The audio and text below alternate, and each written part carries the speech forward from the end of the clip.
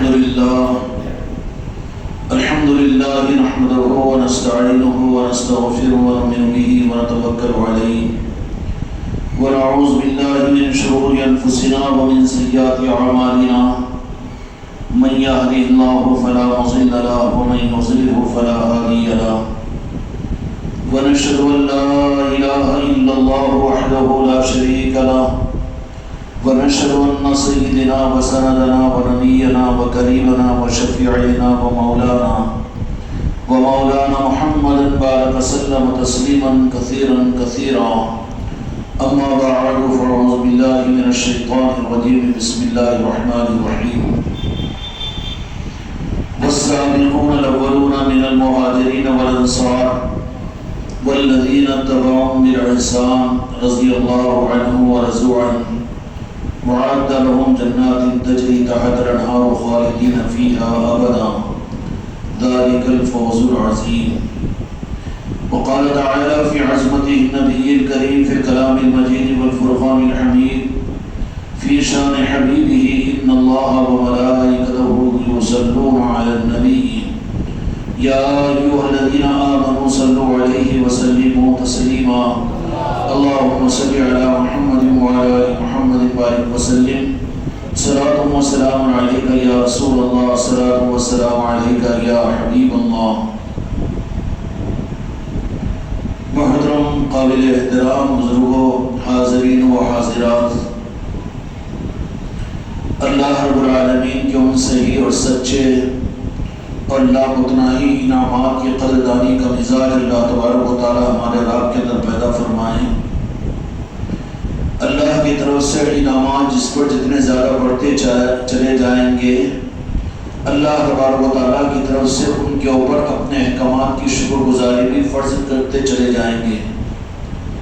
اگر غریب ہے تو اس پر شکر گزاری مال کی نہیں ہوگی، لیکن اللہ نے مال اگر عطا فرما دیا تو اس پر شکر گزاری کے لیے زکوٰۃ فرض ہو جائے گی.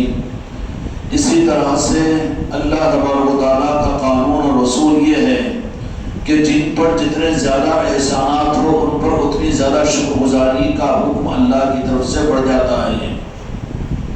حضرات صحابہ کرام رضوان اللہ تعالیٰ علیہ اجمعین کے درمیان میں اللہ تبارک و تعالیٰ نے اپنے محبوب حبیب پاک محمد رسول اللہ صلی اللہ علیہ وسلم کو مبعوث فرمایا، تو پھر ان پر اپنے حبیب کے اپنے سر کی آنکھوں سے دیکھنے کی وجہ سے شکر گزاری ہماری طرح سے اللہ کی بارگاہ میں قبول نہیں ہوگی کہ ہمارا معیار یہ کہ ہم دین پر چل جائے، شریعت پر عمل کر لے، سنتوں پر عمل کر لے، ہم دین کے تقاضے کو پورا کر لیں گے.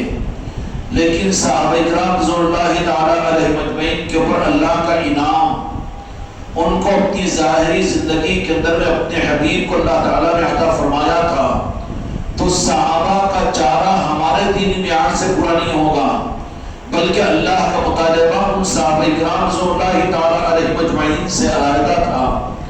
اسی طریقے سے جتنے انعامات جتنے بتدریج بڑھتے چلے جائیں گے، اسی طرح سے اللہ تبارک و تعالیٰ کی طرف سے اپنے احکامات اس کی شکر گزاری کے یہ بھی بڑھتے چلے جائیں گے. اب یہ ہے کہ اللہ تعالیٰ نے ہم کو اور آپ کو اپنی پہچان دیا، اپنا کلمہ دیا اور اپنے حبیب پاک کی نسبت عطا فرمائی. نسبت دی، خدا بھی پردے میں ہے اور ہمارے ظاہری آنکھوں کے اعتبار سے ہماری آنکھوں سے ہمارے حبیب پاک اور جہاں ہمارے جانوں کے مالک بھی پردے میں ہیں. کیوں بھائی ہے کہ نہیں؟ پردے میں ہیں. تو اس معاملے کے اندر میں تو اللہ تبارک و تعالیٰ بڑی رعایت عطا فرما دے گا کہ جنہوں نے اپنے سر کی آنکھوں سے میرے حبیب کو دیکھا، اس زمانے کے صحابہ کرام رضوان اللہ اجمعین کو ان کے لیے اللہ تبارک و تعالیٰ کی منشا بھی بڑے اعلیٰ درجے کی تھی، اعلیٰ درجے کی تھی. صحابہ سے اللہ تبارک و تعالیٰ کا منشا یہ نہیں تھا کہ صرف کہ صحابہ کرام رضوان اللہ تعالیٰ علیہ اجمعین صرف قرآن پر عمل کر لے، شریعت پر عمل کر لے، زکوٰۃ دے دے، جہاد کر لے، یہ کافی نہیں تھا، بلکہ خدا کا معاملہ اپنے حبیب کو اللہ تعالیٰ نے عطا فرمایا تو ہر صحابی سے اس بات کا مطالبہ تھا کہ وہ میرے حبیب کی چاہت اور میرے حبیب کی منشا پر اپنی پسندیدہ اور سب سے زیادہ محبوب جان کو میرے محبوب کے نام پر قربان کر دے. اس لیے ہر صحابی اپنے عقیدے کے اعتبار سے شہادت کے اس جذبے کی وجہ سے مقام شہادت پر پہنچا ہوا ہے. اب اس کے بعد جب میرے آقا کا اس دنیا سے پردہ ہو گیا تو اللہ تبارک و تعالیٰ نے پھر اب انعامات کے اعتبار سے وہ سخت امتحان تم پر اور مجھ پر نہیں رکھے گا، بلکہ اللہ تبارک و تعالیٰ کے انعامات یہ باطنی اور روحانی جب کم ہوتے چلے جائیں گے تو اللہ اپنی بندوں پر سہولت بھی عطا کرتا چلا جائے گا. اگر ہم یہ سوچیں کہ ہم بھی اپنی جان کو نابینا پاک مصطفیٰ پر قربان کریں تو میرے دوستوں، میرے بھائیوں، اللہ کا مطالبہ ہم سے یہ نہیں ہوگا.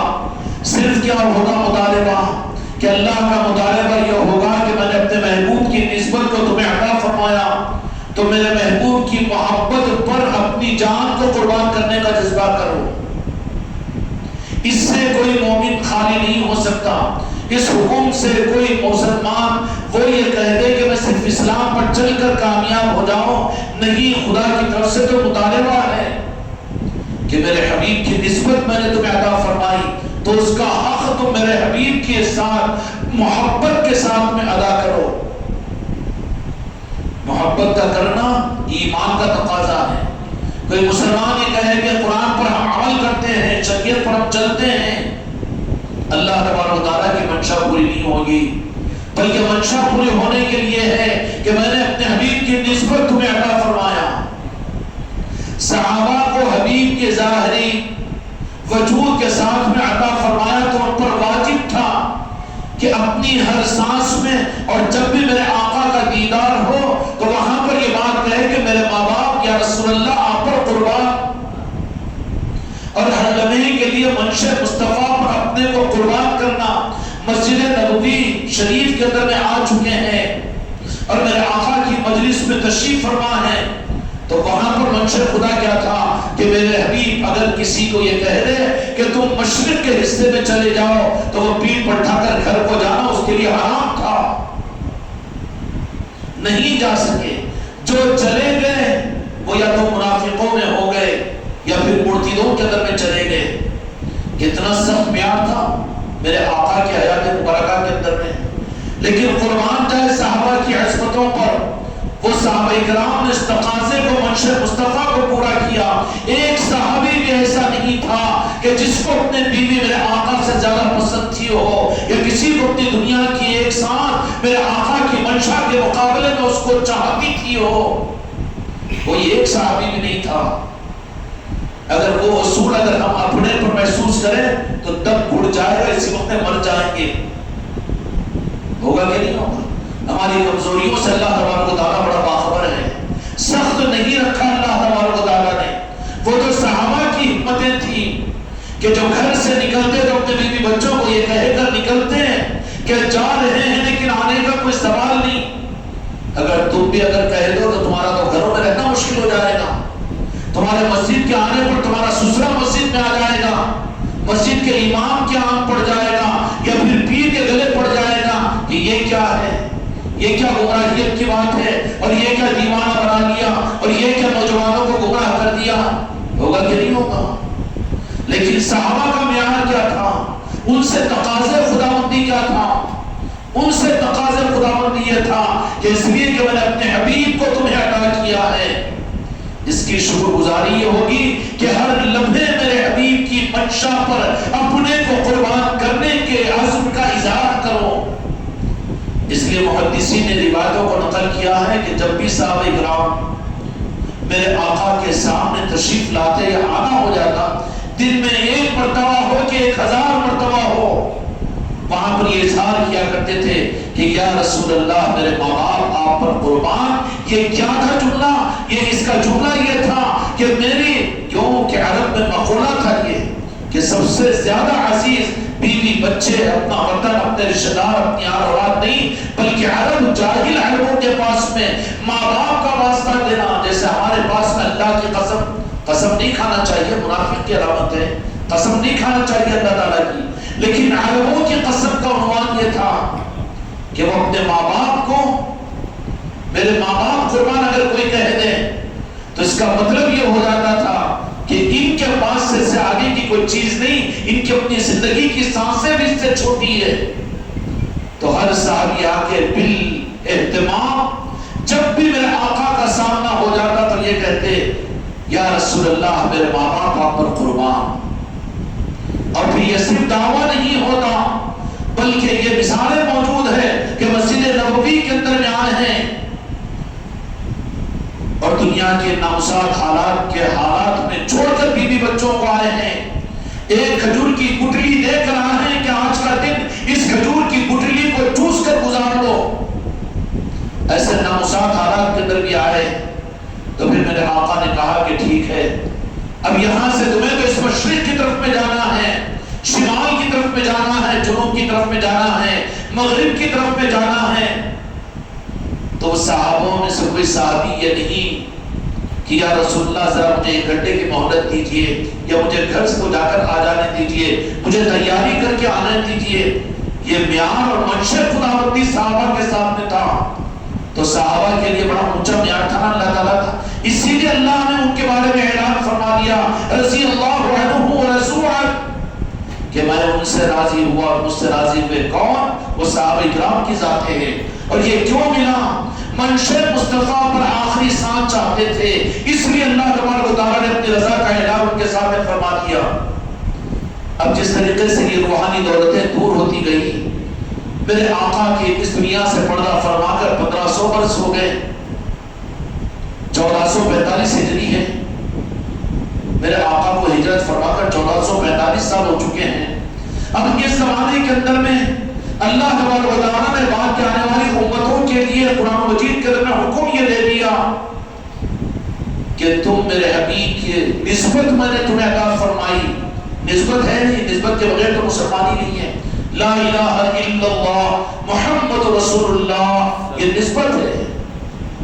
اللہ نے نسبت عطا فرمائی، ذات مصطفیٰ ہمارے درمیان میں اپنے ظاہر کے ساتھ میں نہیں ہے موجود، ایمان لانا پڑے گا۔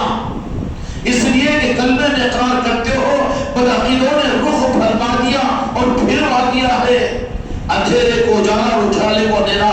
جو کلمہ پڑھتے ہو عقیدہ خود کلمے کے مطابق میں نہیں ہے، وہ تو چلے گئے، وہ تو مدینہ پاک میں ہیں، وہ تو گنبد خضرا میں ہیں، اور وہ تو ان کو یا رسول اللہ مت کہو، کیوں کہ جو سامنے ہو انہیں کو یا رسول اللہ کہنا چاہیے، جو مدینے میں ہیں ان کو یا رسول اللہ نہیں کہنا۔ ہائے ہائے ہائے کتنی دور چلا گیا۔ المیہ یہ ہے، المیہ یہ ہے کہ جو کلمہ پڑھتا ہے عقیدہ اس کے مطابق میں نہیں ہے تو کلمہ اوپر مار دیا جائے گا۔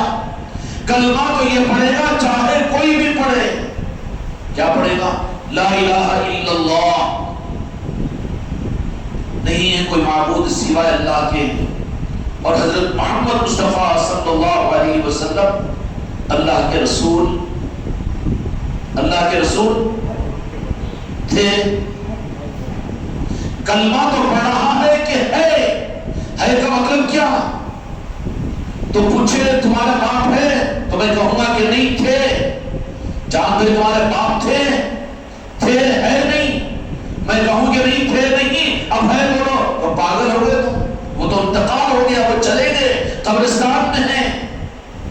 اتنا فرق بھی نہیں، کلمہ پڑھ رہا ہے میرے مصطفیٰ کا اور عقیدہ کلمے کے خلاف میں ہے تو یہ کلمہ مسلمانوں کے منہ پر مار کر اس کے بدلے میں منافق بن رہا ہے، نفاق کیا جا رہا ہے، گستاخ اور بے ادب بنا دیا جا رہا ہے۔ اللہ تعالیٰ ہم کو اپنے عقیدے کو کلمے کے مطابق کرنے کی توفیق عطا فرمائے۔ کلمہ کیا ہے؟ کلمہ تو نہیں بدلا نا، کلمہ بدلا کیا؟ نہیں بدلا، کلمہ پڑھ رہا ہے، عقیدہ کلمے کے مطابق میں بناؤ کہ وہ تھے نہیں بلکہ ہے۔ نہیں اللہ نے کلمہ بناتے وقت بھی یہ نہیں سوچا تھا ہوں گا اچھا نعوذ باللہ اعوذ باللہ اللہ کی طرف بھی جا کر برباد ہوگا۔ اللہ تبارک و تعالیٰ نے جو کلمہ دیا، اچھا یہ صحابہ کا کلمہ تھا تو پھر بدل دینا تھا نا میرے آقا نے دنیا سے پردہ فرمانے کے بعد۔ یہ تو جن کے سامنے میرے مصطفیٰ تھے ان کے لیے، یا یہ صرف مدینے والوں کے لیے، یا قبیلے بنو ہاشم کے لیے، یا یا صرف بھی نہیں بولتا ہوں، یہ تو صرف مدینے والوں کے لیے کلمہ ہے کہ وہ ہے نا؟ بڑی آسانی کے ساتھ میں کہتا ہے یہ کہ مدینے میں جاتے ہیں تو ہم بھی یا رسول اللہ کہتے ہیں نا۔ اچھا تو کیا عقیدہ دے رہا ہے؟ تو اللہ بھی تو کلمے کو بدلنا چاہیے تھا نا کہ مدینے والوں کے لیے محمد رسول اللہ، کہ اللہ کے رسول ہیں، مدینے میں ہیں، اس لیے وہاں والے اب مدینے سے باہر نکل جائے تو کلمہ بدل دینا چاہیے تھا کہ وہ رسول اللہ کے تھے۔ کیا یہی کلمہ ہے؟ نہیں نا، تیری منطق تو تجھے گمراہ کر دے گی اور بدعقیدہ بنا دے گی۔ جیسا کلمہ ہے ویسے عقیدے سے پلٹا دیا گیا امت کو۔ کیوں؟ کہ امت کو نور سے کاٹ کر ظلمتوں میں ڈھکلنے کے لیے ضروری تھا کہ میرے آقا کو چھپا دینے کی کوشش کی جائے اور ایسا گندا عقیدہ کیا جائے کہ یہ کہہ دیا جائے کہ وہ تو مدینے میں ہے، وہ تو گنبد خضرا میں ہے، یا رسول اللہ کہنا نعوذ باللہ شرک ہے۔ جو شرک ہے تو اس کا ایمان کہاں ہے؟ پھر کلمہ بھی تو بدلنا چاہیے تھا۔ کوئی تو ایسا ہو، کوئی پہلوان ایسا آئے گا پہلوان امت میں سب سے بڑے فتنے کا سربراہ دجال کی صورت میں، لیکن وہ بھی اس بات کی ہمت نہیں کر سکے گا کہ میرے آقا کو یہ کہہ دے کہ وہ تھے، بلکہ وہ بھی ایسا گمراہ نہیں کر سکے گا۔ لیکن دجالوں کے چلغوزوں کا عالم یہ ہے کہ بڑی اجاگری کے ساتھ میں کہتے ہیں یا رسول اللہ مت کہو، اس لیے کہ وہ تو مدینے میں ہیں، وہ تو غائب ہے، جو حاضر ہے ان کو کہو۔ تو پھر تیرا پہلا کلمہ لا الہ الا اللہ بھی کہاں صحیح ہے؟ تو کہہ رہا ہے کہ جو حاضر ہے اس کو کہو، تو اے اللہ تو کہہ کر دعا مانگتا ہے تو پیچھے سے مفتی صاحب کے ہاتھوں کو کھینچ اور پیر صاحب کی گردن پر جا کر سوار ہو کہ اللہ تم کو نظر نہیں آ رہا، یا اللہ کیوں کہہ رہے ہیں؟ یہ شرک نہیں ہے؟ پھر جو نظر نہیں آتا اس کو تم یا کیوں کہہ رہے ہو؟ جو حاضر ہے وہ دکھتا نہیں ہے تو تم اس کو یا کیوں کہہ رہے ہو؟ کیا اللہ مت کہے تو مسئلہ بن جائے گا؟ اس لیے صحابہ کرام رضوان اللہ تعالی اجمعین، اللہ تعالی ہم کو اور آپ کو پوری امت کو کلمے کے مطابق عقیدہ بنانے کی توفیق عطا فرمائے۔ کتنا بڑا فراڈ ہے، کتنا بڑا انٹرنیشنل بلکہ عالمی یہ فتنہ ہے کہ جو کلمہ ہے عقیدہ اس کے خلاف کر دے کہ نہیں کرتے؟ نہیں بولے وزرا ہم بھی ہوتے وہ ویسا نہیں، تو پھر کیوں اٹک جاتی ہے زبان یا رسول اللہ پر، الصلاۃ والسلام پر کیوں بیٹھ جاتا ہے؟ یا رسول اللہ کہنے کے اوپر کیوں زبان رک جاتی ہے؟ کیونکہ یہ اندر کی ترجمانی ہوتی ہے، اندر میں عقیدہ کمزور ہے، اندر کے اندر میں کمی ہے، اس لیے یہاں پر اپنی پہچان دے دیتا ہے۔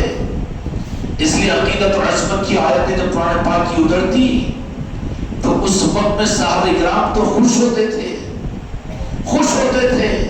جب نماز کے اندر میں میرے آقا کی عظمت اور تعظیم کی آیتیں پڑھی جاتی صحابہ کرام کے پھول نہیں کھلتے تھے، لیکن منافقین پسینے آ جاتے ان کو کہ یہ عظمت اور یہ تعظیم یہ کیوں ہو رہا ہے؟ یہ ہم تو اللہ کے نام پر مصطفیٰ کو نعوذ باللہ نظر انداز کروانا چاہتے ہیں، لیکن یہ کیوں ہو رہا ہے؟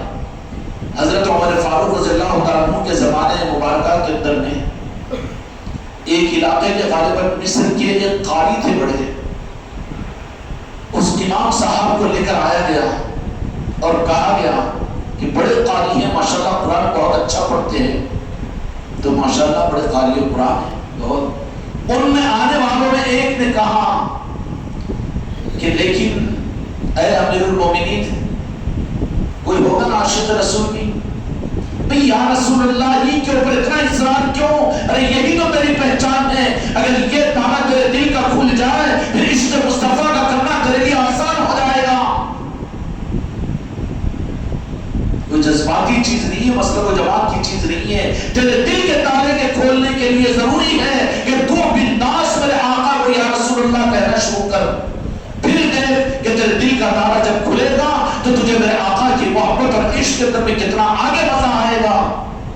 حضرت عمر رضی اللہ عنہ کے سامنے کسی ایک نے اس علاقے کے آدمی نے کہہ دیا کہ بہت اچھے قاری ہے، بہت بڑے اچھے ماشاءاللہ یہ ہے، لیکن فجر کی نماز میں ہمیشہ یہ وہ سورت پڑھتے ہیں جس سورت میں اللہ تبارک و تعالیٰ نے میرے آقا کو بھی اسی بات کا حکم دیا گیا ہے محمد صلی اللہ علیہ وسلم آپ بھی یہ کہیے. تو بولے کہ اچھا یہی ہمیشہ؟ ہاں ہمیشہ پڑھتے ہیں. تو کہا کہ ان کا ذوق یہ ہے کہ وہ میرے آقا کو عام انسانوں کے ساتھ برابری کے لیول پہ سمجھنا چاہتے ہیں. تم قاری قرآن ہونے کی تم تعریف کرتے ہو، ان کے لیے عمر فاروق کا فتویٰ یہ ہے اب دو مجھے قتل کر دو، مجھے پرواہ نہیں ہے. اگر خدا کی قسم میں نہیں بلکہ میرے سارے سلسلے والے بھی اگر عشق مصطفیٰ کے نام پر اگر قربان ہو جائے میں تو کامیابی کی قسم کھاؤں گا رب کی بارگاہ میں. کہا کہ اچھا اتنے بڑے قاری ہیں، لیکن ان کا وجدان، ان کا مزاج کیا کہ وہ فجر کی نماز میں ہمیشہ وہی سورت پڑھتے ہیں جس میں تو جہاں کے مالک میرے آقا کو بھی اللہ تبارک و تعالیٰ نے عام حکم کی طرح سے حکم دیا کہ میرے محبوب آپ بھی یہ کیا کیجئے. تو ان کا مزاج، اندر کا جائزہ، اندر کا رجحان کیا تھا کہ آپ کی بھی کوئی خاص عظمت نہیں، آپ بھی تو اللہ کے نعوذ باللہ بندے ہی تو ہیں، بندے ہی تو ہیں. عظمت اور تعظیم کی کمی کی بو آ رہی تھی. قرآن پڑھنے والا وہ قاری تھا. سیدنا دیکھ لیجئے حدیث کی کتابوں میں حوالہ میرے پاس موجود ہے، میں حوالے کی بات نہیں کرتا ہوں. اصرار کیوں کیا جاتا ہے یا رسول اللہ کہنے پر؟ اصرار کیوں کیا جاتا ہے یا غریب نواز کہنے پر؟ اصرار کیوں کیا جاتا ہے یا غوث اعظم کہنے پر؟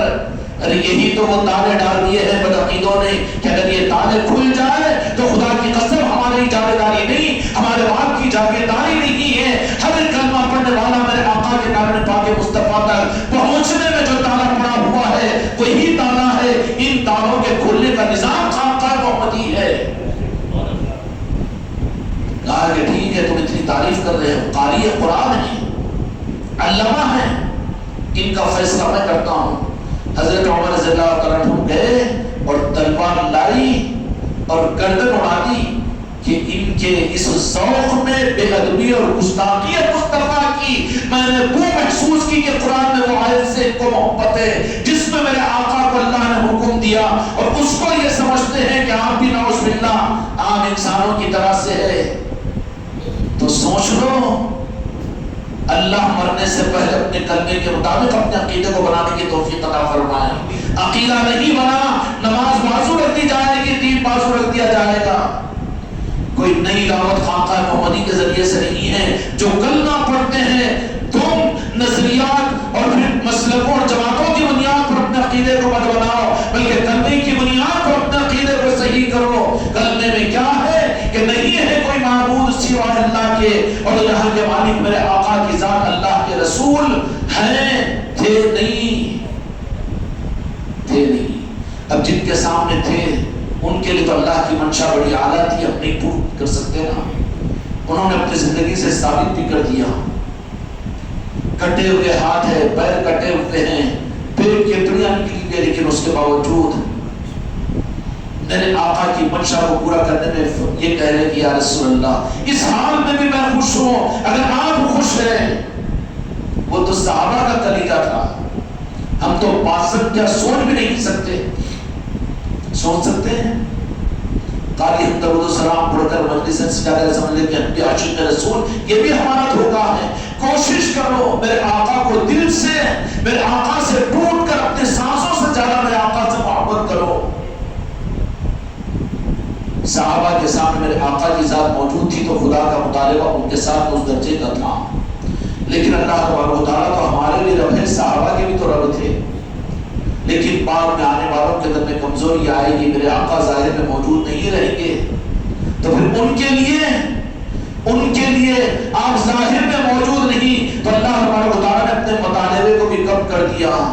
کہ کیا مطالبہ کیا کہ میرے محبوب تمہارے درمیان میں موجود نہیں ہے تو میرا مطالبہ، میری منشا بھی تمہارے سامنے وہ نہیں ہے جو صحابہ کی تھی بلکہ تمہارے لیے میں نے تم کو اپنے محبوب کی نسبت دی ہے. نسبت ہے کہ نہیں؟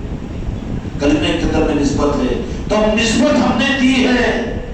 تو پھر اب تم سے مطالبہ کیا ہے کہ تم میرے محبوب سے سچی محبت کر کے بتاؤ، نسبت کو محبت کے درجے پر لاؤ، نسبت کا حق ادا کرو. محبت میں بیوی کی محبت، بچوں کی محبت، مریدوں کی محبت، پڑوسیوں کی محبت، اپنی جان کی محبت، بیماری میں صحت کی محبت، اور بڑے شاپنگ مالوں کی محبت، اور دنیا کے حکومت اور تخت و تاج کی محبت، خدا کی قسم لات مارے میرے آقا کی محبت کے سامنے۔ یہ تقاضا ہے نسبت کا ہم پر محبت کا۔ محبت کرنا کوئی جماعت بنانے کے لیے، جماعت بنانے کے لیے یا پھر کوئی فرقے بنانے کے لیے نہیں، بلکہ تقاضا ہے کہ نسبت کا حق ادا کرے ہم محبت سے۔ پھر وہ محبت کا حق ہم سے کیسے ادا ہو؟ تو دو جہاں کے مالک میرے آقا نے ارشاد فرمایا کہ میری محبت میں تو ظاہری اعتبار سے میں قیامت تک اپنی امت کے ہر امتی کے سامنے میں رہوں گا، لیکن وہ مجھے دیکھ نہیں سکیں گے۔ اس لیے تعظیم اور ادب ہر حال میں، چاہے سو رہے ہوں اور چاہے ناپاکی کی حالت میں ہو، اور چاہے باورچی خانے کے اندر میں ہو، چاہے کعبۃ اللہ کے اندر میں ہو، نسبت کا تقاضا ہے کہ محبت کے لیے اپنے مصطفیٰ کو حاضر اور ناظر سمجھے۔ امام غزالی رحمۃ اللہ علیہ نے، چلو علم کی دنیا میں بھی ہم جائیں گے، کیمیاء سعادت ایک کتاب ہے، اس میں امام غزالی رحمۃ اللہ علیہ نے احیاء علوم ایک کتاب ہے، اس میں انہوں نے لکھا ہے کہ کوئی مسلمان اتحیات پڑھے اور اتحیات پڑھتے ہوئے السلام علیکہ ایھا النبی، السلام علیکہ ایھا النبی، سلام کرتا ہے یعنی میرے آقا پر۔ تو یہ نہیں کہ یہ سنت ہے اس کے لیے نہیں، اس کی اتحیات پوری نہیں ہوگی تو نماز پوری نہیں ہوگی۔ اس کے لیے ضروری ہے کہ جو مسلمان نماز میں السلام علیکہ ایھا النبی پڑھے تو وہ اپنے دل سے میرے آقا کو اپنے دل میں حاضر و ناظر مانے، حاضر و ناظر مانے، حاضر و ناظر مانے، تو پھر جھگڑے ختم ہو جائیں گے نا۔ میرے آقا کو یا رسول اللہ کہنا چاہیے کہ نہیں چاہیے؟ اگر یہ سارے جھگڑے ختم ہو جائیں گے اس وقت میں، جبکہ ہمارا عقیدہ مسلکوں اور جماعتوں کی بنیاد پر، پیروں اور علماء اور مسلکوں کی بنیاد پر نہیں، بلکہ اپنا عقیدہ ہم کلمے کے مطابق میں بنا لیں کہ تھے نہیں بلکہ ہے اور ہر حال میں ہے، اس وقت میں بھی تھے جب ہم نہیں تھے، اور آج بھی ہم ہیں تو ہے میرے آقا، اور جب ہم نہیں رہیں گے خدا کی قسم میرے مصطفیٰ رہیں گے۔ سمجھ میں آ رہی بات؟ یہ عقیدہ صحیحہ ہے، اس عقیدے کے بغیر خدا کے پاس میں عقیدہ قابل قبول نہیں ہے۔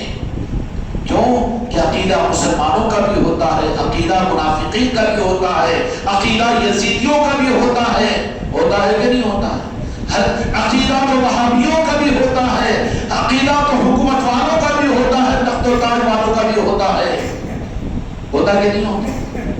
لیکن کوئی عقیدہ خدا کے پاس قابل قبول نہیں۔ عقیدہ وہی جو کلمے کا عقیدہ ہو، اور کلمے کے عقیدے کے مطابق میں جو عقیدہ ملے، اگر اسی سے منہ پھیر لے اور اس کو ہم قبول نہ کریں تو پھر ہمارا کلمہ ہی تو قابل قبول نہیں، اور کلمہ ہی قبول نہیں تو ایک قطرہ نہیں 10 ختمہ کروا لے، ایک مرتبہ نہیں 10 مرتبہ نماز پڑھ لے، اور چاہے 10 حج کر لے، لیکن تیرا کلمہ صحیح نہیں، تیرا عقیدہ صحیح نہیں، کوئی عمل قابل قبول نہیں۔ پھر کیا ہوگا؟ عملوں کے ڈھیر کو لے کر پہنچے گا، لیکن عقیدے کی خرابی کی وجہ سے اللہ تبارک و تعالیٰ کے پاس میں ہر عمل اس کے منہ پر مار دیا جائے گا، بلکہ حجت بن جائے گا۔ رب پوچھے گا کہ کیا کلمہ پڑھتا تھا؟ میرے دوستوں، میرے بھائیوں اور میرے عزیزوں، کیا ہم سنائیں آپ کو؟ ہم کو کہاں آتا ہے کیا سنانا؟ لیکن جو درد دل ہے وہ آپ کے سامنے رکھنا چاہتے ہیں۔ کچھ تو احساس ہو جائے اپنے عقیدوں کو صحیح کرنے کے لیے۔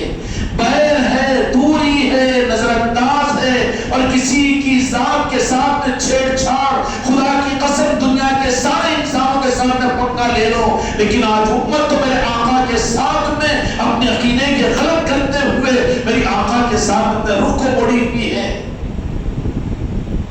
میرے آقا حاضر و ناظر ہے کہ نہیں بولے کیسے مانیں گے؟ جو دکھتے ہیں انہی کو مانتے ہیں، جو دکھتے ہیں انہی کو مانتے ہیں۔ تو فرشتے دکھتے ہیں، مانتا کہ نہیں مانتا؟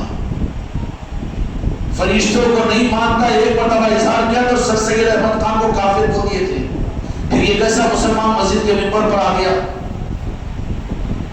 فرشتوں کو مانتا کہ نہیں مانتا؟ دکھتے ہیں کبھی دیکھا پھر کیسے مانتا؟ کرام کاتبین ہے نا، دکھے کیا؟ نہیں دکھے تو مانتا کیوں؟ بیوقوف ہے، بدعقیدہ ہے؟ کیا خانقاہ کو جا رہا تو کہ نہیں دکھنے والی چیز کو بھی ماننا شروع کر دیا؟ کیا تو بھی مرید بن گیا کہ جو بولے وہی صحیح باقی سب غلط؟ نہیں دیکھا فرشتوں کو مانتا ہے، ماننا بھی چاہیے۔ آمنت باللہ و ملائکتہ، نہیں دیکھ کر بھی مانتا ہے تو اس کا مطلب یہ ہے کہ جو نہیں دیکھتے ہیں ماننا پڑے گا ان کو بھی کہ وہ بھی حاضر و ناظر ہے، بغیر دیکھے بھی مانے گا کہ وہ ہاں موجود ہے، ہاں وہ نہیں دکھ رہے ہیں لیکن موجود ہے۔ پھر جب فرشتوں سے اعلیٰ درجہ تو اولیاء کا ہے نا، اولیاء فرشتوں کے غلام ہوتے ہیں۔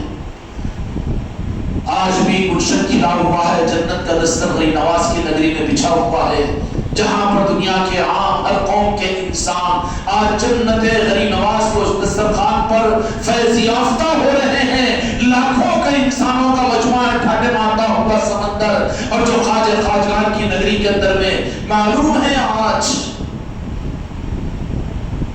کہ ان کی نگری میں جنت کا دسترخوان بچھتا ہے تو جنتی روحیں کھینچے ادھر کو چلی جاتی ہے، دل ان کا وہاں پہنچ جاتا ہے، اور اس کو بڑی خوشی ہوتی ہے۔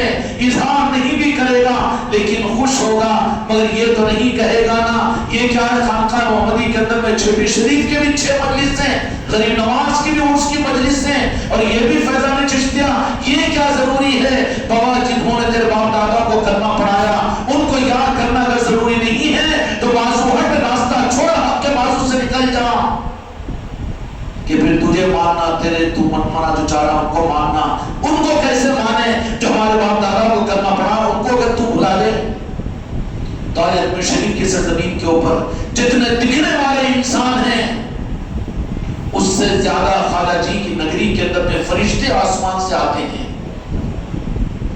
تتنزل علیہم الملائکۃ الا تخافوا ولا تحزنوا وابشروا بالجنۃ التي کنتم توعدون، کہ اللہ تبارک و تعالیٰ قرآن مجید میں فرماتا ہے، کسی صوفیہ کے قول کا اظہار نہیں کر رہا ہوں، جس قرآن پر ایمان ہے اس کی بات عرض کر رہا ہوں، نحن اولیاؤکم فی الحیات الدنیا وفی الآخرہ، کہ اولیاء وہ ہوتے ہیں ہمارے دوست جن کے لیے ہم کو ان کی حیات زندگی میں اپنے فرشتوں کو ان کی خدمت کے لیے بھیجتے ہیں، اور پھر حتیٰ کہ حدیث میں فضائل اعمال کی فضائل ذکر میں روایت موجود ہے، پڑھ لو، پڑھنے والوں کو اللہ ہدایت کا ذرہ کچھ عطا فرمائے تو پھر سارا اعتراف کے اشکال بدل جائے گا کہ اولیاء کے بستروں پر فرشتے آ کر ان سے مصافحہ کرتے ہیں، ان کے دروازوں پر ان کی گلیوں میں ان سے مصافحہ کرتے ہیں، اولیاء سے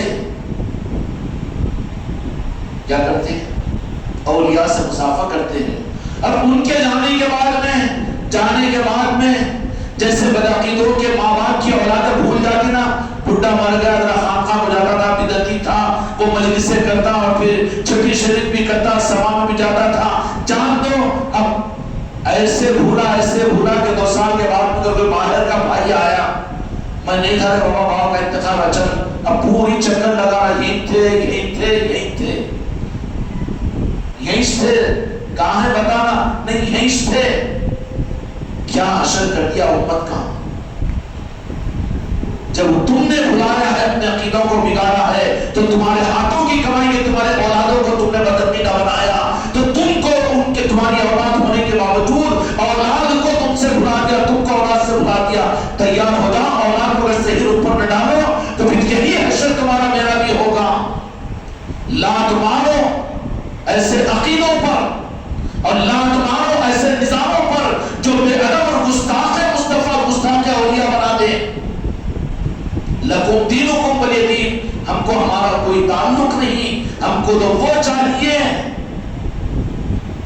2 سال کے بعد میں آیا بیچارہ انشرٹ اور ٹانگا پھیلا کے نماز پڑھنے والا، جرسی پہننے والا، لوگ کیا بولیں گے، ذرا چلو بابا مر گئے تھے نہیں گیا تھا، اب نہ ایثار ثواب کا قائل، نہ برسی کرنے کا قائل، نہ قبر پہ جا کے پھول ڈالنے کا قائل، کتنی چڑ آتی تھی پھول ڈال رہا تھا، کیا مولانا تیرے جیب میں سے نکال کے خرید کے لایا کہ پھول نے وہ پھول بھی برداشت نہیں ہوتی مٹی دھول والے کو.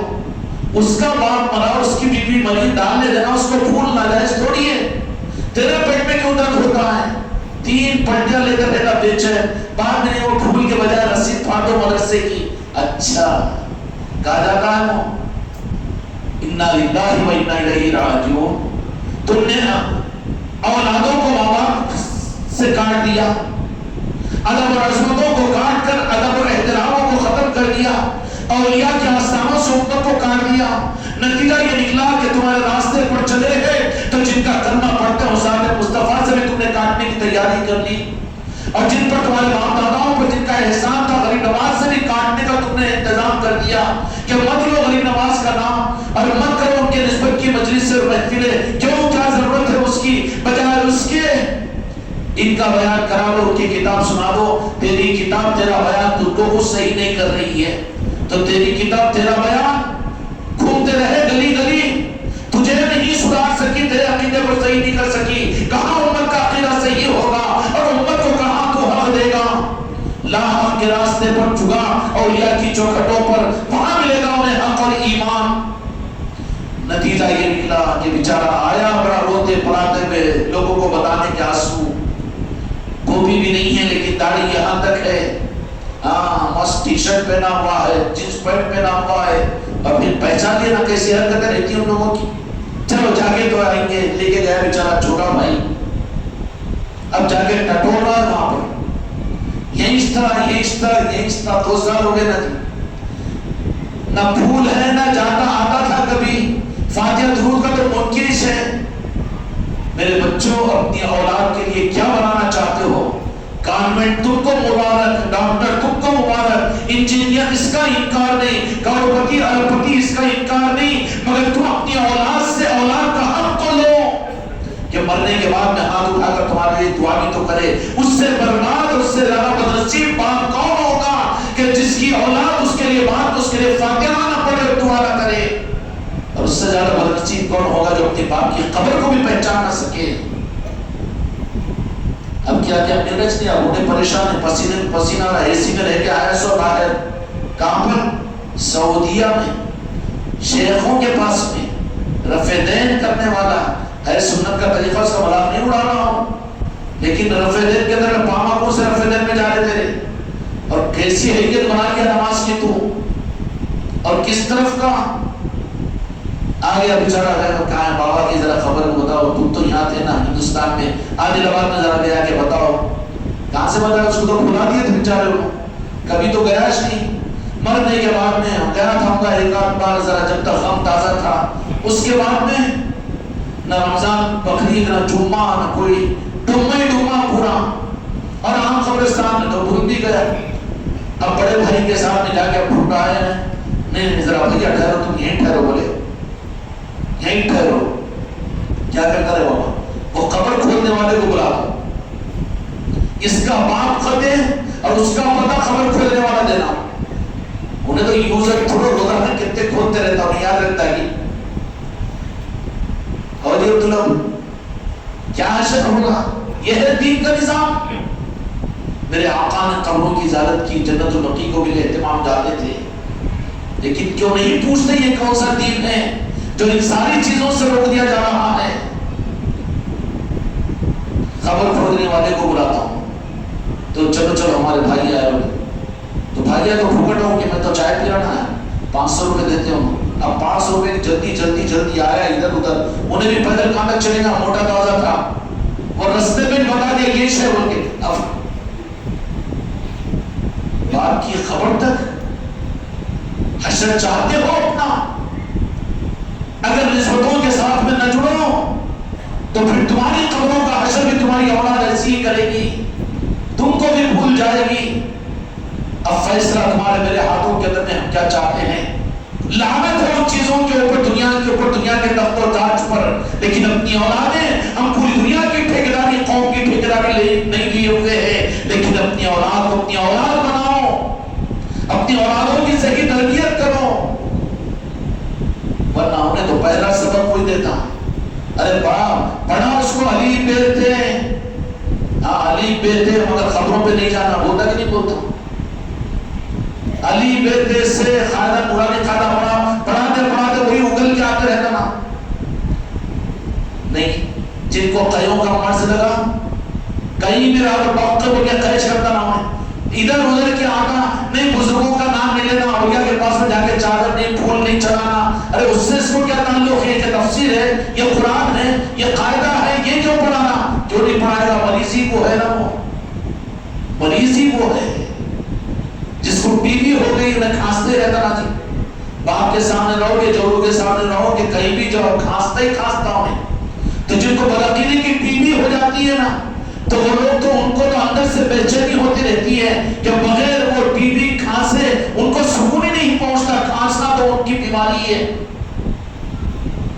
قصہ مختصر میرے دوستوں، میرے بھائیوں، میرے آقا صحابہ اکرام دیکھنے والے تھے تو تقاضا یہ تھا کہ اپنی جانوں کو قربان کرو. جو بچنے کے رخ پر آئے تو انہیں منافق بنا دیے گئے یا دور کر دیے گئے یا مرتد ہو گئے وہ.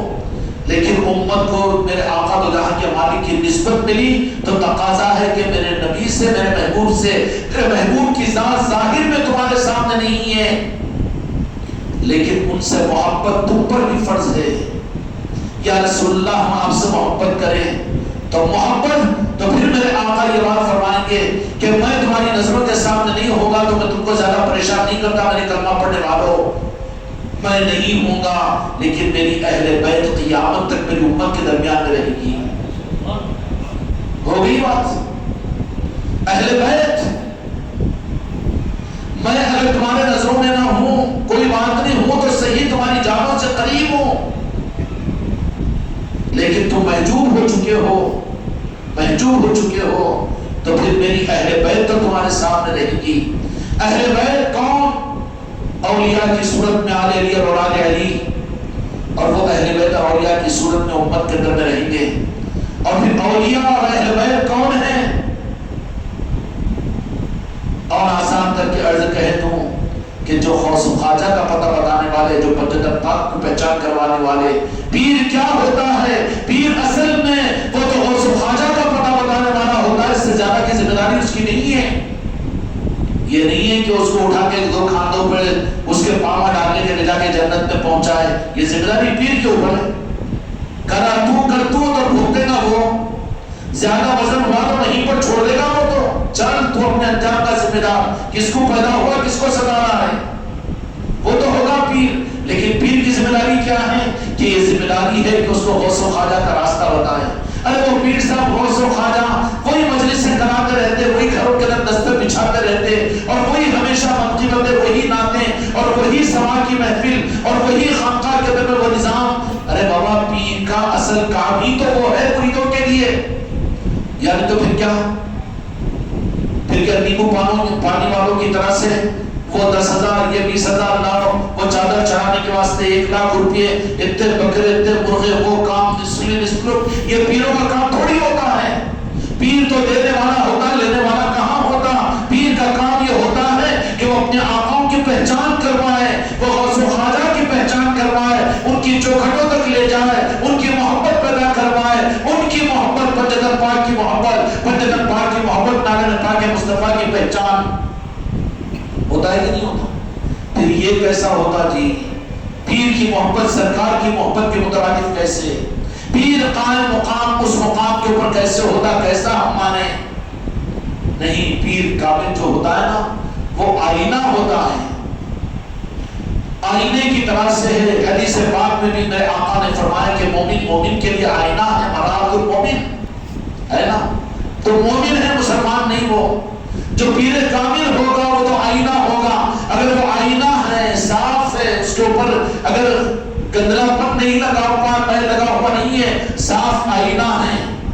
اگر ایک سورج کی طرف میں ہے اگر وہ آئینے کا رخ، تو اس آئینے سے دوسرا تیسرا 1,00,000 آئینوں کو وہ دکھنے والے سورج کی طرف میں، اس صاف شفاف آئینے کی طرف میں آئینے کا رخ کر لو.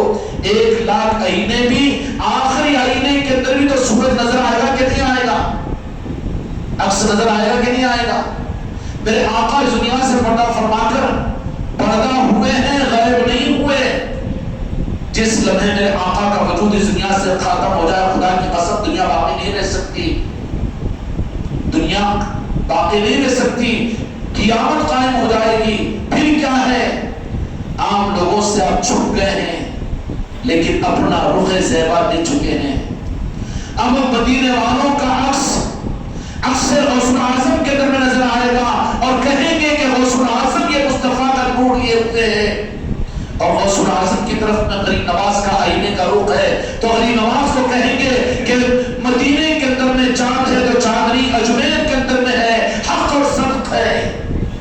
اسی طریقے سے جن کے قلوب کا آئینہ پیران کامل کی طرف میں ہوتا ہے تو پھر اس 15ویں صدی نے 50 صدی کے بعد بھی اگر وہ پیر کامل اگر سچا ہو تو وہ اگر وہ اپنے قلب کے روح کو اگر اجمیر والوں کی طرف میں کرے، مدینے والوں کی طرف میں کرے تو دیکھنے والوں کو مدینے کا جلوہ نظر آئے گا، دیکھنے والوں کو غوث اعظم نظر آئیں گے، دیکھنے والوں کو خواجہ خواجگان نظر آئیں گے، صابر پاک نظر آئیں گے، اور وہ مستی کے اندر میں کہنا شروع کریں گے میرا پیر میرا خواجہ، میرا پیر میرا غوث، میرا پیر میرا رسول، کہنا شروع کر دے گا۔ وہ کیوں؟ اب اس کو کتنی بڑی بدہضمی ہوگی، غر غر ڈکارا ماری میں نے، آپ پر کتنا بڑا شرک ہو رہا، کتنا دیوانہ بنا لے رہا ہے مرید کہ رسول بھی کہہ رہے، غریب نواز بھی، کتنا بڑا گمراہ ہو رہا، گمراہ نہیں ہے بابا، وہ اس کا عازمہ اچھا ہے اور تجھے ڈکار آ رہے کہ تجھے بدہضمی ہو چکی ہے۔ اس لیے ایک وقت پر پیران پیر غوث اعظم دستگیر رحمت الرضوان نے اعلان کیا، بنیت الطالبین کتاب ہے غوث اعظم کی، ان کی لکھی بھی نہیں، ملفوظات ہے اس میں۔ غوث اعظم نے ایک مرتبہ ایک موقع پر فرمایا کیا میرے نانا جان میرے آقا محمد رسول اللہ کو دیکھنا چاہتے ہو؟ تو فرمایا کہ میں محمد ہوں، مجھے دیکھو۔ جب میں محمد کا اعلان کیا، یہ سما میں ناچب خودی کیا ہوتی ہے، یہاں مستی کیا ہوتی ہے اور یہاں بے خودی کیا ہوتی ہے تجھے نہیں معلوم ہے نا؟ اور حاضر اور ناظر امام بخاری بخارا کے اندر میں رہنے والے ہیں، لیکن کہتے ہیں آج بھی سارے محدثین سارے مدرسوں میں، دیوبند کے بریلی کے ہر مدرسے میں جب بخاری شریف پڑھاتے ہیں تو امام بخاری کا وہ لفظ بھی نقل کرتے ہیں کہ میں نے بخاری شریف کی کسی حدیث کو اس وقت تک بخاری شریف میں نقل نہیں کیا جب تک کہ بالراس میں نے خود دو جہاں کے مالک سرور کائنات حضرت محمد مصطفیٰ صلی اللہ علیہ وسلم سے خود تصدیق نہ کروا دی۔ عقیدہ گمراہ ہے، نکال کر پھینکو۔ مرنے سے پہلے ہم یہ نہیں کہتے کہ خانقاہ کا عقیدہ بناؤ یا پھر کسی اور کا عقیدہ بناؤ، بلکہ ہم یہ کہتے ہیں کہ عقیدہ کلمے کا بناؤ۔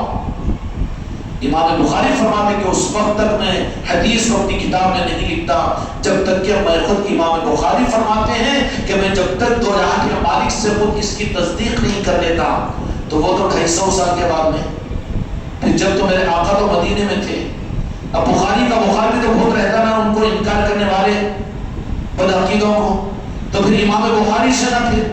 عقیدہ مانتا نہیں کتاب کو مانتا ہے، عقیدہ مانتا نہیں کتاب کو مانتا ہے، تو پھر اہل کتاب کا بھی تو معاملہ یہ ہے کہ ذات مصطفیٰ کو نہیں مانتے لیکن قرآن کو مانتے ہیں کہ وہ بھی اللہ کی کتاب ہے، یہی تو ہوگا نا۔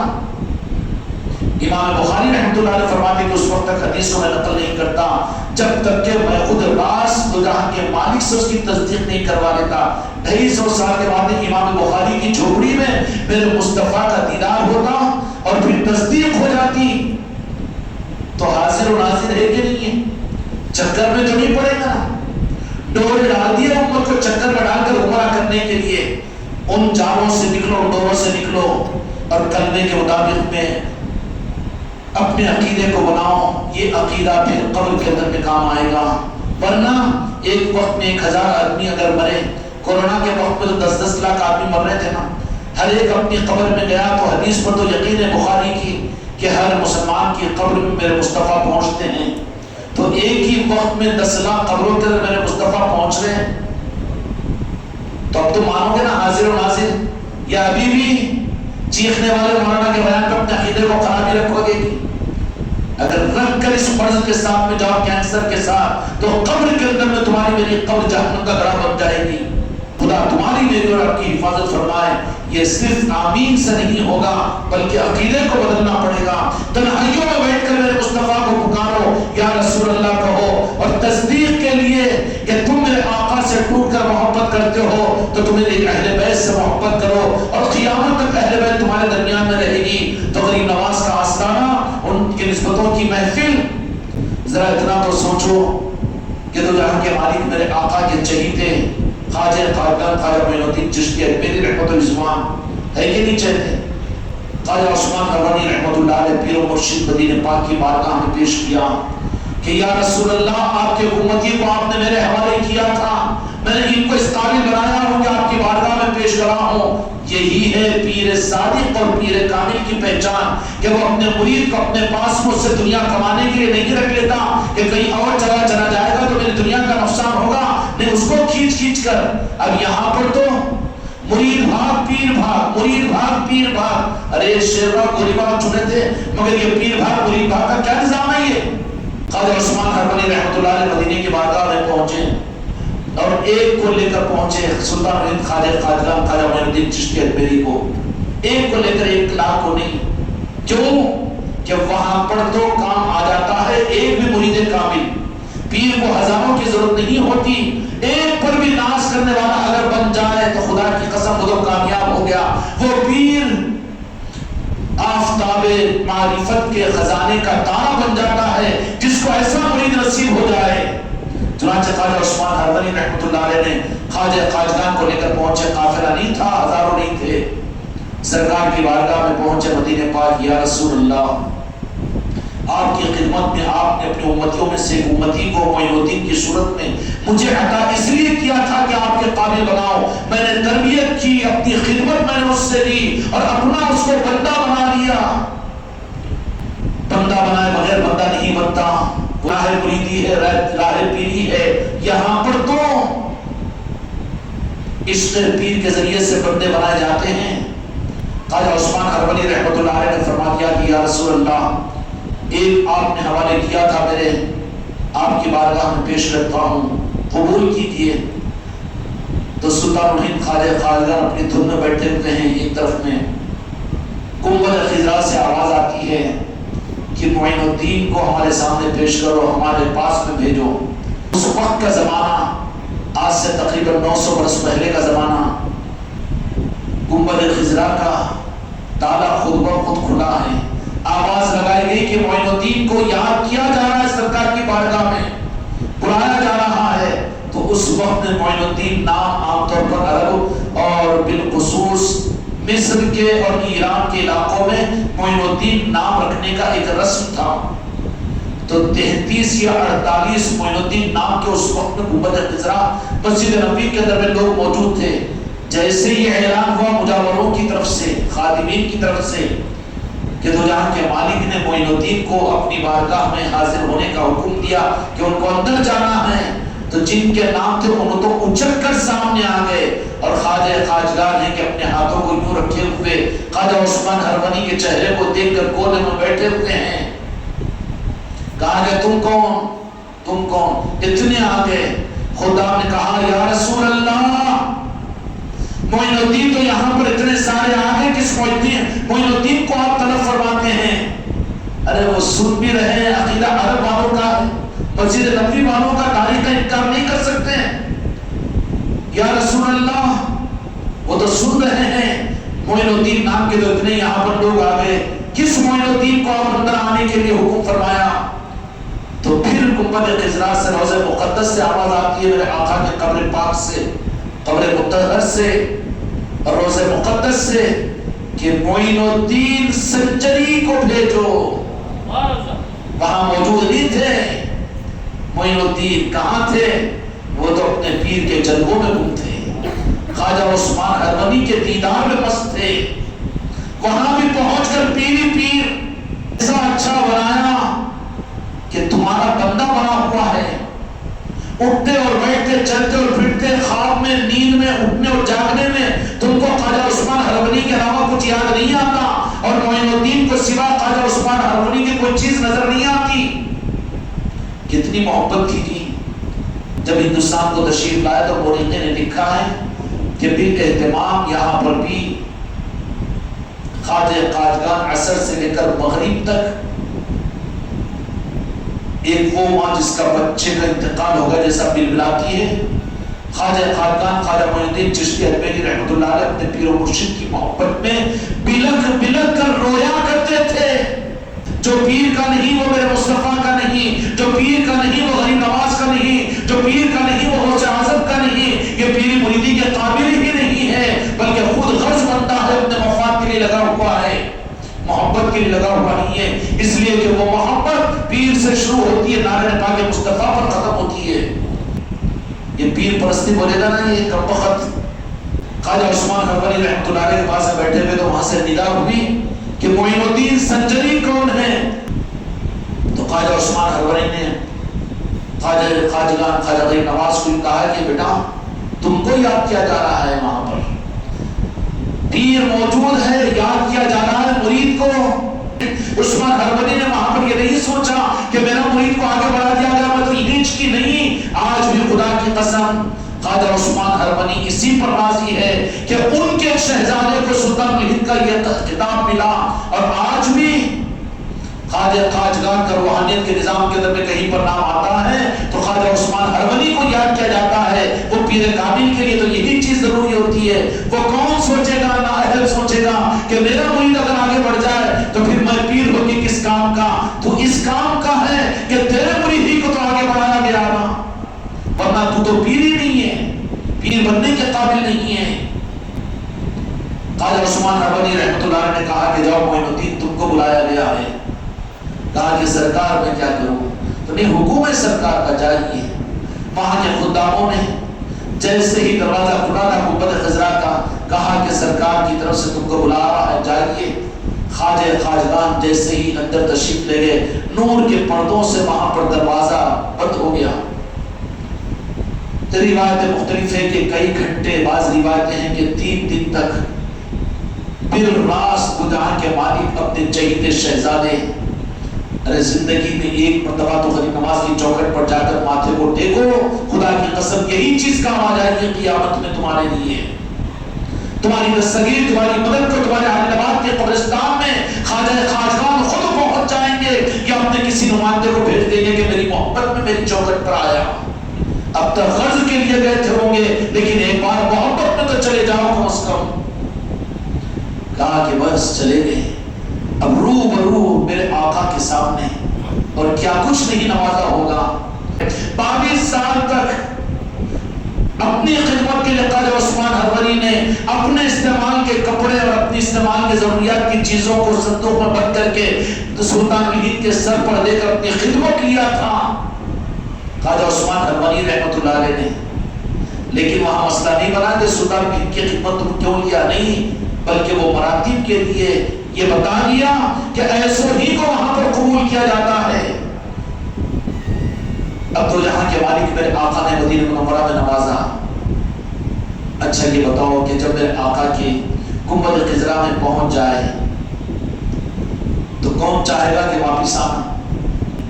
تو جہاں کے مالک میرے آقا نے فرمایا کہ معین الدین تم جاؤ اور میں تم کو ہندوستان عطا کرتا ہوں.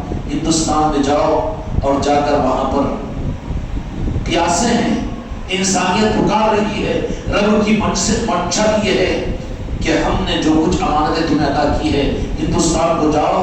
کہا کہ یا رسول اللہ صلی اللہ علیہ وسلم حکم کی تعمیل چلے جاتا ہوں. گنبد خضرا سے باہر نکلے تو حالت اس وقت یہ تھی کہ خواجہ خواجگان اپنے قابو میں نہیں تھے. راس جو جہاں کے مالک میرے آقا کی اپنے سر کی آنکھوں سے جنہوں نے زیارت کی ہو، اور اس گنبد خضرا کے اندر میں جہاں کی نورانیت کا عالم کے جس کو اللہ نے کہا کہ عرش و کرسی سے زیادہ افضل ہے گنبد خضرا کی وہ دیواریں جس سے میرے آقا کا جسم عطر لگا ہوا ہے. حدیث ہے یہ. تو پھر کیا ہمارا تجلیات تھے ہوں گے جب باہر نکلے تو کسی کو پہچاننے کے لیے نہیں. تو خواجہ عثمان حربری آگے بڑھے کہ بیٹا میں ہوں، چلو پھر بلا کر بٹھائے. تو کیا حکم ملا ہے، کیا ہوا؟ تو کہا کہ ہندوستان جانے کا حکم ملا ہے. ہائے ہائے، 900 برس پہلے میرے مصطفیٰ نے، مدینے والوں نے تم کو اور مجھ کو میری اور تمہاری رعایت کر کے نوازنے کے لیے اپنے شہزادے، اپنے چہیتے کو مدینے سے نکال کر ہندوستان کو بھیجا ہے. کتنے بڑی نمک حرامی ہے اور کتنی بڑی خیانت ہے اگر آج وہ خواجہ خواجگان کا نام ہماری زبانوں پر نہ آئے. کتنی حق تلفی ہے مسجدوں کے ممبروں کی کہ وہاں پر خواجہ خواجگان کا تذکرہ نہ ہو, اور کتنی بڑی حق تلفی ہے ہمارے گھروں کی کہ ہمارے گھروں میں ان کے نسبت کی محفلیں نہ ہوں. اس لیے میرے بچوں, اللہ تعالیٰ تم کو مجھ کو یہ دولت عطا فرمائے. اس کے لیے سلطان الہند کی نسبتوں کے بڑی محفلیں بھی 2 دن ہوگی, اور 5 رجب المرجب کو جب کہ عرس شریف ہوگا اور خدائی اجمیر میں ہوگی, میرے آقا دو جہاں کے والی کی نگاہ خاص اجمیر میں بھی آ جاتے ہیں, اس لیے کہ سما کا تعلق چشتی اولیاء سے ہے. اس لیے کون کون اولیاء اکرام کی صحبتوں کو ان کی نظروں کے لینے کا طالب ہے. اللہ تبارک و تعالی ہم سب کو ان نظاموں کی نعمتوں کی قدر کی توفیق عطا فرمائے.